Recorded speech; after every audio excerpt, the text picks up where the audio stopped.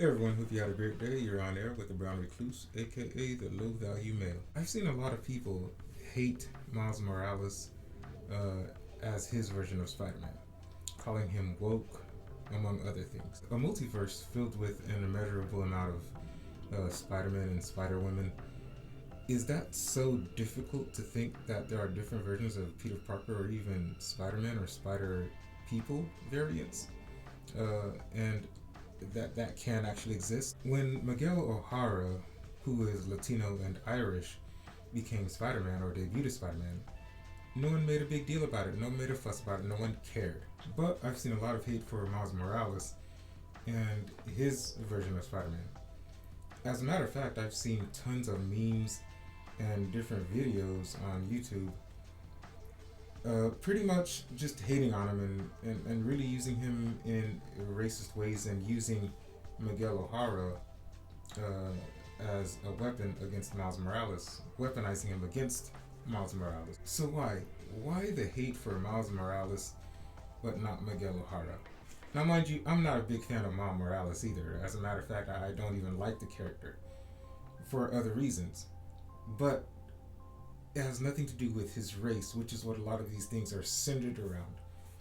The fact that he's black. But a white passing Latino, half Irish person is perfectly okay. So, as a result of this sort of interesting behavior from some people, I'd like you to tell me or show me what your own special spider hero would be like and their origins, even. I want to know about their powers and all of that.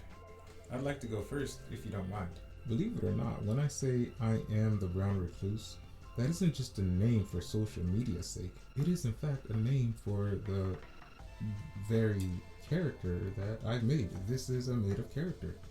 I've just used Spider-Man stuff to make it up. Also, my version, my character is weaker than Peter Parker normally. A spider which bites my character in my lore is based off of a fictional spider I made up, and it's been genetically engineered to be a hybrid of a crab spider, a jumping spider, and a Dolomedes tenebris, or a fishing spider. Each spider has a unique feature that I like, and the spider which bit me has all of those features and gifts which enable it to survive.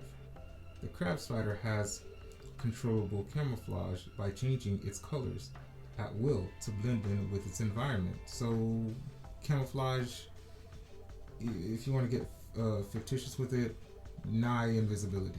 The jumping spider has blinding jumping speed, on top of already being able to move quickly just on regular movements alone.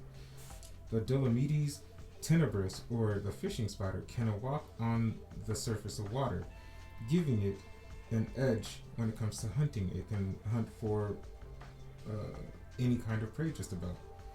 And it can also dive for a quick bit. So my character can walk on water because of the fishing spider gene.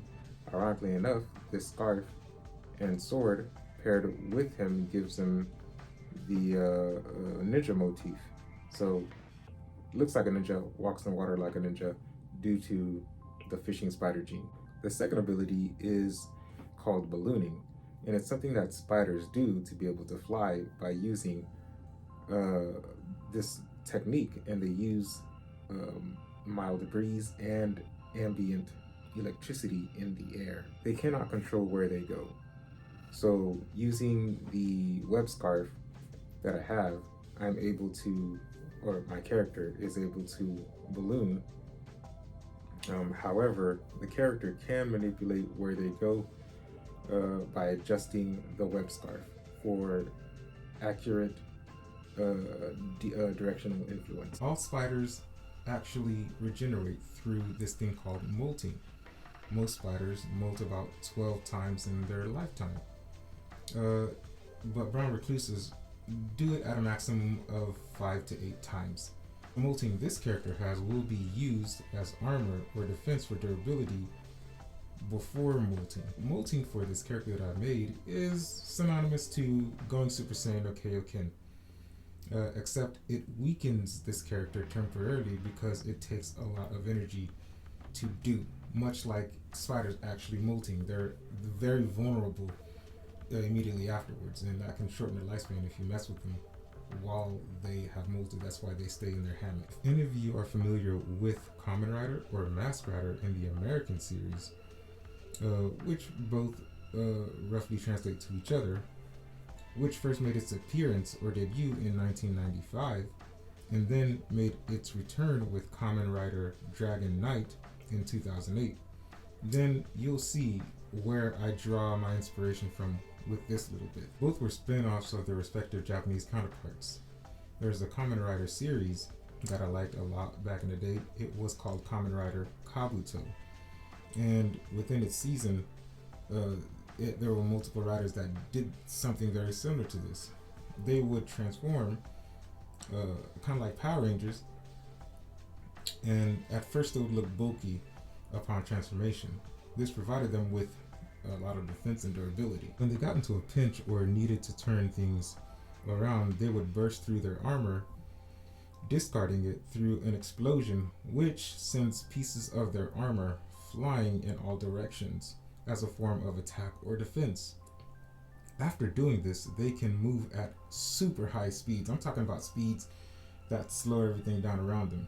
They would also get stronger and gain access to even more powerful moves and other effects of the armor and weapons of the armor. One of the characters, which is the main character of course, he's Kabuto. He can go hyper just by combining his regular morpher from the present with his morpher from the future, which is the same one, and that allows him to go into hyper, which is a much more powerful transformation, and it changes him quite a bit. His speed goes beyond those of regular riders, and he has even more powerful moves than before. That's where I get that, that sort of inspiration from, and that little piece from. Ever since then, I've always liked that sort of thing, so I just kind of threw that in there. So my molting is going to be similar, but not. After molting, my pieces can shapeshift and come together to be doppelgangers to help me fight or rescue more people. I can only make about 5 of those at max. I can communicate with them telepathically. If I do this, my strength and stamina decreases drastically, but temporarily. So this character, or me, has all the basic power spiders, like wall climbing, webbing, but I prefer Sam Raimi's thing where it comes from your own body, and spider sense and super strength. That's all basic. We all have that. But mine has extra powers for fictitious reasons. The spider that bit this character, or me, is a combination of the crab spider, the jumping spider, and the fishing spider. From the crab spider, I have camouflage or nigh invisibility. Basic stuff from the jumping spider, I have increased jumping. From all the spiders, I have increased agility and speed. And then I also have reaction speed as well. I also have regeneration through eating and resting. Accelerated healing, because spiders and fictitious stuff. My scarf, on the other hand, is made from webbing, which can be controlled like an extra pair of arms. In other words, similarly to the Diclonus in Elfen Lied. I can stretch them, change their texture, I can make them sharp, soft, hard, and bend them in any direction. They also have sensors and project needles from them, so just something for me to be able to bridge the gap. Molting. Now this is the answer to a power up like Super Saiyan or something like that. Post-molting abilities. Temporary drastic decrease in all abilities upon molting. That's the con. Then comes the pros, which is creating doppelgangers with molting pieces. Increased battle abilities or active abilities. Increased passive abilities like healing and stuff in the background that works to kind of look out for you. Increased stealth, like noise and light cancellation or dampening, so I don't make noise while I'm moving in this suit and all the planking and stuff. And on top of that, pretty much complete invisibility, because now it's perfected it. So now it's not just camouflage, it's complete invisibility. And then also I can create a barrier with the molting pieces that can withstand energy projectiles and debris.